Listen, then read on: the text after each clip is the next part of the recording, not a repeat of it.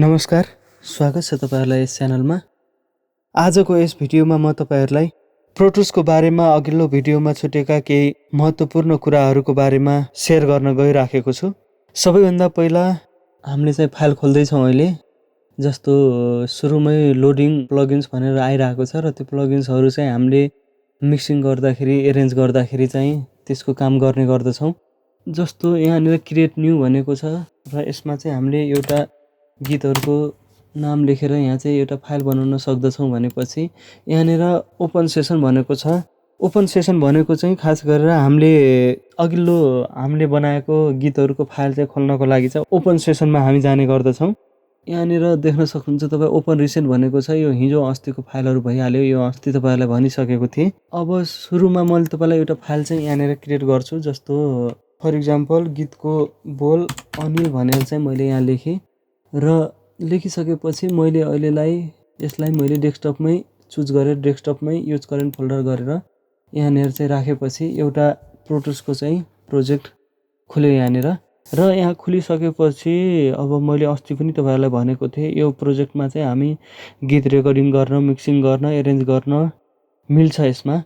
र त्यसैगरी यहाँनिर जस्तो क्लोज सेसन भनेको छ। क्लोज सेसन भनेको यसलाई चाहिँ बन्द गर्ने भइहाल्यो र सेभ भनेपछि कन्ट्रोल एस देख्न सक्नुहुन्छ। सर्टकटमा कन्ट्रोल एस नै हाम्रो चाहिँ यो फाइल चाहिँ सेभ गर्ने गर्दछौं। र सेभ एज भनेपछि जस्तो अब यो फाइलमा चाहिँ हामीले काम गरिसकेका छौं र हामीले चाहिँ अब यसलाई चाहिँ मिक्सिङ गर्न पर्यो भनेपछि यो फाइल चाहिँ जस्ता तस्तै भएर अब चाहिँ हामीले चाहिँ अब यो फाइललाई चाहिँ अर्को फाइलमा चाहिँ मिक्सिङ गर्नु पर्यो भने चाहिँ हामी सेभ एज गर्ने गर्दछौं। र सेभ कपी इन भनेको हामीले प्रोटुसको फाइल चाहिँ कपी गर्ने गर्दछौं। र त्यसैगरी यहाँ इम्पोर्ट भनेको छ। इम्पोर्ट भनेको जस्तो हामीले कुनै गीतको काम गर्दै छौं भनेपछि चाहिँ यहाँनिर अडियो भनेर आएको छ र हामीले चाहिँ डेस्कटपमा फाइल राखेका छौं नभए हार्ड डिस्कतिर कतैतिर फाइल छ भनेपछि त्यसलाई चाहिँ हामीले चाहिँ गीतको काम गर्नु पर्यो, रेकर्डिङ मिक्सिङको काम गर्नु पर्यो भनेपछि चाहिँ त्यसलाई लिएर चाहिँ हामी यहाँ प्रोटुसमा चाहिँ त्यसलाई राखेर चाहिँ काम गर्ने गर्दछौं।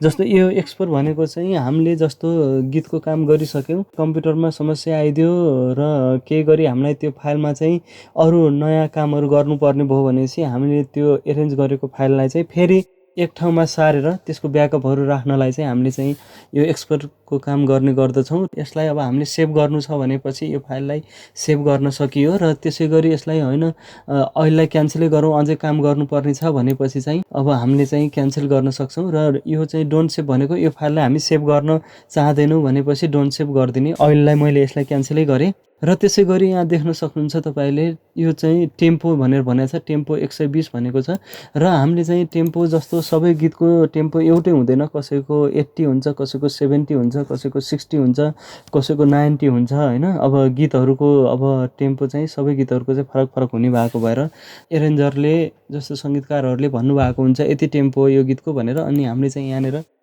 जस्तो मैले अहिले 90 लेखे र यसरी चाहिँ हामीले चाहिँ टेम्पो चाहिँ चेन्ज गर्न सक्छौं। 90 पछि 80 नै गर्दाखेरि पनि यसरी चेन्ज गर्न सकियो। र यो बिट देख्नु भएको छ तपाईहरुले यहाँनिर बिट चाहिँ 4/4 अलरेडी छ र यसलाई मैले 6/8 राखे फर एक्जाम्पल।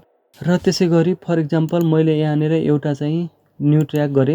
न्यू ट्र्याक गर्दाखेरि यहाँनिर देख्न सक्नुहुन्छ तपाईले कतिवटा ट्र्याक चाहिँ क्रिएट गर्ने हो भनेर चाहिँ यहाँनिर सोधेको छ र मैले चाहिँ अहिलेलाई एउटा मात्रै ट्र्याक चाहिँ क्रिएट गरेको छु। र एउटा ट्र्याक चाहिँ क्रिएट गर्दाखेरि जस्तो मैले मोनो अडियो एउटा अनि त्यसपछि अहिलेलाई मास्टर ट्र्याक चाहिँ एउटा र अक्स ट्र्याक चाहिँ एउटा मैले यहाँनिर क्रिएट गरे। र यो मोनो अडियो लेखेको छ। यसमा चाहिँ अब तपाईलाई बुझाउँदाखेरि जस्तो हामीले अब कुनै एउटा गायक गायिकाले गाउनु भएको छ भनेपछि हामीले चाहिँ मोनोमा चाहिँ रेकर्ड गर्ने गर्दछौं।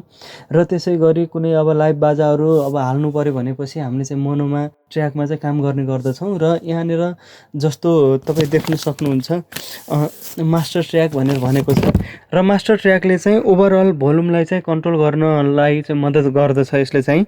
र मास्टर ट्र्याक भनेको चाहिँ समग्रमा फाइनल लेभल मोनिटर हो। र यसको बारेमा जस्तो हामीले अब एउटा प्रोजेक्टमा काम गरेका छौं भनेपछि सबै प्रोजेक्टको चाहिँ एउटा मास्टरले चाहिँ कन्ट्रोल गर्ने भएको भएर हामीले चाहिँ मास्टर ट्र्याक चाहिँ अन गर्ने गर्दछौं। अक्स ट्र्याक चाहिँ खोलियो भनेपछि जस्तो हामीले चाहिँ अब अक्स ट्र्याकमा काम गर्दाखेरि जस्तो कुनै एउटा गीतमा काम गर्दै छौं भनेपछि त्यसमा अब धेरै गायक गायिकाहरूले गाएको भोकलहरू हुन्छ र त्यसमा चाहिँ सबैमा इफेक्टहरू जस्तो डिले रिभर्बहरू हाल्न पर्यो भनेपछि चाहिँ हामीलाई चाहिँ काम गर्न पनि सजिलो हुने भएको भएर चाहिँ हामीले चाहिँ अक्स ट्र्याक चाहिँ क्रिएट गर्छौँ। जस्तो मैले अहिलेलाई तपाईँको मोनो ट्र्याक एउटा, स्टेरियो मास्टर र एउटा चाहिँ अक्स ट्र्याक चाहिँ यहाँ क्रिएट गरेको छु। र त्यसै गरी यहाँनिर जस्तो एउटा चाहिँ मैले टक ब्याकको लागि अक्स भनेर मोनो चाहिँ क्रिएट गरेँ। जस्तो यो टक ब्याक भनेको चाहिँ जस्तो उता स्टुडियोमा चाहिँ गायक गायिकाहरूले गाउनु भएको छ र गायक गायिकाले गाउँदाखेरि चाहिँ हामीले यता सबै ढोकाहरू चाहिँ अफ गर्ने गर्दछौँ, किनभने चाहिँ बाहिरको आवाज नजाओस् भनेर चाहिँ सबै ढोकाहरू चाहिँ क्लोज हुने गर्दछ। र क्लोज भइसकेपछि चाहिँ अब जस्तो गायक गायिकाहरूलाई हामीले जस्तो सङ्गीतकारहरूले भन्न पर्यो जस्तो यसरी गाउनुहोस् भनेर चाहिँ सिकाउनुहुन्छ, जस्तो म्युजिसियनहरूलाई गाइड गर्नु पर्यो भनेपछि चाहिँ अब हामीले चाहिँ यहाँबाट चाहिँ माइकबाट यस्तो समस्या भयो भनेर चाहिँ भन्दाखेरि उहाँहरूले बुझेर चाहिँ त्यसलाई चाहिँ समाधान गर्नुहुन्छ।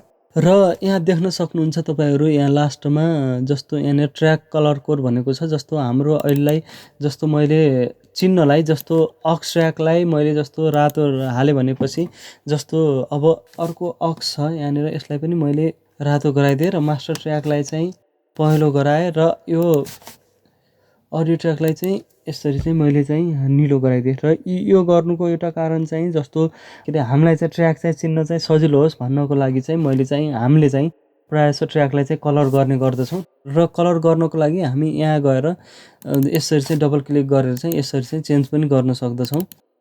र मैले आज पनि तपाईँहरूलाई यो बेसिक कुराहरू सिकाएँ। जस्तो अब यहाँनिर देख्न सक्नुहुन्छ तपाईँ, अब यहाँनिर क्रिएट क्लिक ट्र्याक भनेको छ र यो क्रिएट क्लिक ट्र्याक भनेको चाहिँ मेट्रोनमको साउन्ड चाहिँ यहाँबाट आउने गर्दछ।